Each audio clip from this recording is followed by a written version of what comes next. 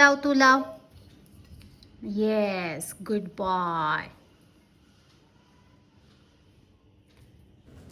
हे काल आलेलं आमचं टॉयज आहे ते छान आता आम्हाला जमायला लागलेत बघा.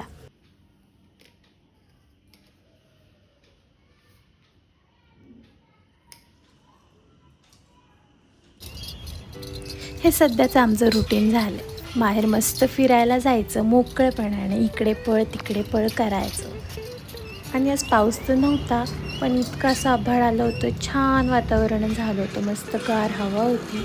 आणि ही आमची सोसायटी खूप हाय कर, हाय.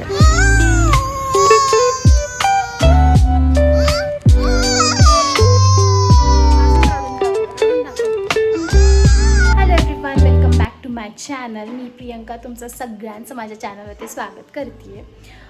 आल्या आल्या आता तुम्ही बघितलंच असं क्रोनॉलॉजीनुसार आम्ही काय काय केलं. सो आता पहिला घेतला लसूण सोलून, दूध तापायला ठेवलं इथे. हार्दिकसाठी डाळ पण केली आणि एवढं सारं आता भांडे घासायचे. 8 वाजलेत, आय गेस 8:30 वाजलेत. So let see. मी विचार करते आज धपाटे करूयात, कारण खूप कंटाळा आला आहे रोज रोज तेच तेच खायचं.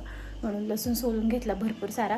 लसूण असला ना जरा छान टेस्ट येते धपाट्यांना, म्हणून म्हटलं लसूण सोलून घेतला. आणि आता धपाटे करायला घ्यायचे. आणि मग एवढी म्हणजे पहिलं पीठ भाजून ठेवणार आणि मग एवढी सगळी भांडी घासून घेणार. हार्दिकला जेवायचं असेल तर हार्दिकला जेवायला घालणार आणि मग धपाटे करायला घेतात. म्हणजे माहीत नाही मला आता किती वाजणार आहे आज, पण लेट्स सी. आणि खूप पसारा आहे घरामध्ये, अजूनसुद्धा व्यवस्थित लागलेला नाही आहे. आता बघू, मी विचार करते सुट्टी घेऊन आता ह्या सगळ्या गोष्टींचे विल्हेवाट लावायचे, म्हणजे लावायचं सगळं सामान. काय माहिती कधी टाईम भेटते. असो, चलो लागूयात कामाला. सो यात मी ना जिरं, बडीशेप, ओवा, लसूण आणि मिरची असं मी वाटून घेणार आहे. आज सकाळी ना म्हणजे किती लवकर उठा तुम्ही, आमचं ना उरकतच नाही. काय माहिती कशात टायमिंग जातो मला कळतच नाही. आणि इतकी भांडी सकाळची ॲड झाली, त्यानंतर रात्री पण 2-3 ताटं मी तशीच ठेवली, तीसुद्धा होती. आणि ते एक एक वाढत वाढत करत ती एवढी भांडी झाली. आणि आता ती इतकी घासायचा कंटाळा आला आहे, कारण ती ओव्हरफ्लो होतात बेसिनमधून सुद्धा. असो, इथे ना कांदा कापायला घेतला आणि मग लक्षात आलं की माझा जो चॉपिंग बोर्ड आहे तो सुद्धा घासायला आहे, म्हणून मग परातीतच घेतलं चॉप करायला.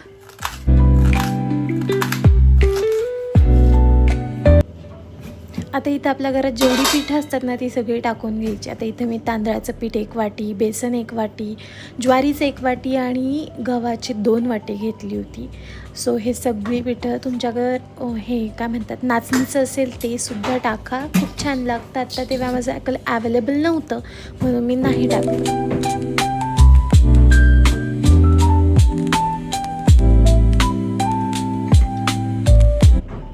सो या वाटणात ना बडीशेप टाकल्यामुळे ना इतका भारी फ्लेवर येत होता ना. मिरची तर आहेच तिखटपणासाठी, पण मध्ये मध्ये जेव्हा बडीशेप दाताखाली आली ना गोड असं लागायचं. सो ते बॅलन्स्ड होतं एकदम, खूप तिखट पण नाही लागत आणि खूप छान टेस्ट लागतं ह्याचं बडीशेपमुळे. नक्की तुम्ही ना बडीशेप टाकत नसाल ना तर टाकून बघा, खूप छान फ्लेवर येतो. आणि हे करता करता मला आठवलं की आषाढ महिन्यातसुद्धा आपण धपाटे करतोच की. चला आता हे तर माझं काम झालं की आषाढात आपण हे करतो म्हणून. आणि त्यानंतर ह्याचा उद्योग हो जो असा होता की तो चालूच होता. एक साईड बंद केली आहे, दुसरी साईड चालू ठेवली आहे आणि दरवाजा वाजवायचं चाललं आहे की मला बाहेर काढ. आता बघा उघडच तर रे, तरी ह्याला बाहेर यायचं नाही.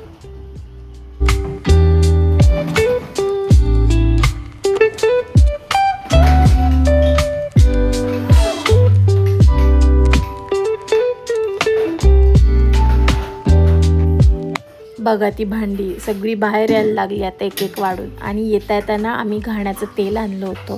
सो मी युजली आता काउंट केलं आहे मी मला किती तेल लागतं. जो मला महिन्याला 2 लिटर खायचं तेल लागतं. आणि मी तळणीसाठी ह्यावेळेस करडईचं तेल आणलं आहे. सो करडईचं तेल काहीतरी 350 रुपये लिटर मिळालं. आणि जे खाण्याचं होतं ते मी सूर्यफूल आणले 300 रुपयानं. आता जर तुम्ही पॅकेजिंग नाही यूज केलं ना, म्हणजे ती बॉटल नाही घेतली ना, असं किटली त्यांनी ना, तुमचे 10 रुपये परत लिटरपेक्षा कमी भेटतं, म्हणजे 290 रुपयाच्या रेटने भेटतं. तुमच्या इथे काय रेट आहेत घाण्याच्या तेलाचे मला नक्की कमेंट सेक्शनमध्ये सांगा, म्हणजे मला पण कळेल किती महाग आहे. आणि मग ही सगळी जी सकाळपासून साठलेली भांडी होती ती सगळी पटापट घासायला घेतली. आणि त्यात पण हार्दिकचं हे तुटले ते तुटले, हे करून दे ते करून दे चालू होतं. त्यालासुद्धा पटापट ते जे काही हवं आहे ते बघून दिलं आणि मग घासून घेतली सर्व काही भांडी.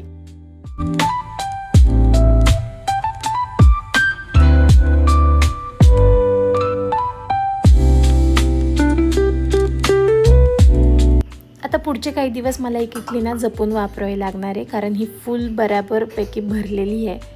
असो, त्यानंतर ना काही जण ना धपाटे जे असतात ना ते हाताने प्रेस करून करतात, काही लाटणं यूज करतात, काही बटर पेपर करतात.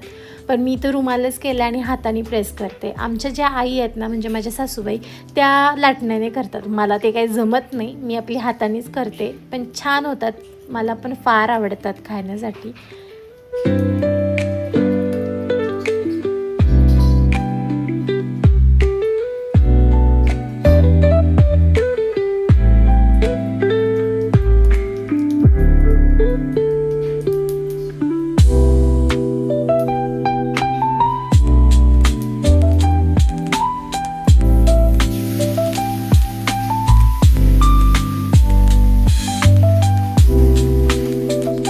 कधी पण ना धपाटे एकदम स्लो फ्लेमला करायचे, त्यामुळे ना आपलं एकदम छान असं क्रिस्पी लेअरवरचा तयार होतो आणि खायला पण खूप सुंदर लागतात.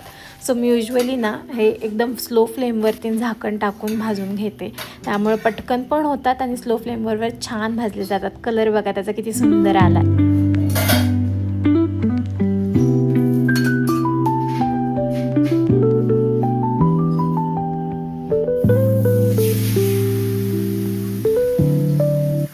सो इथे दही लावून घेतलं, कारण 2-3 दिवस झालं माझं दही म्हणजे नाही का लावायचं राहिलं होतं आणि एकदम संपून गेलं. आणि कधी हार्दिकला डोसे करायला लागतात, सो दही घरात लागतंच, त्यामुळे दही लावून घेतलं.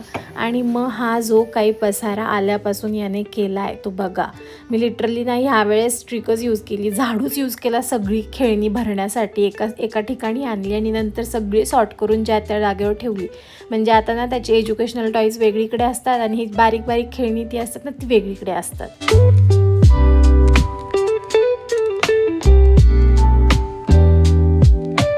आणि आज चक्क आम्हाला ना 11 वाजले होते जेवायला, खूप लेट झालं होतं. आणि हे आमचे बाबा म्हणजे हार्दिकचे बाबा गाडी खेळतात.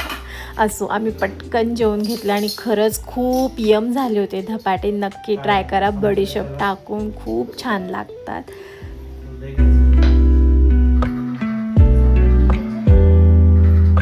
चला, इथेच मी माझा व्लॉग एंड करते. छोटूसा होता माझा व्लॉग. नक्की आवडला असेल तर लाईक शेअर कमेंट करायला विसरू नका. चॅनलवरती नवीन असाल तर प्लीज सबस्क्राईब करा.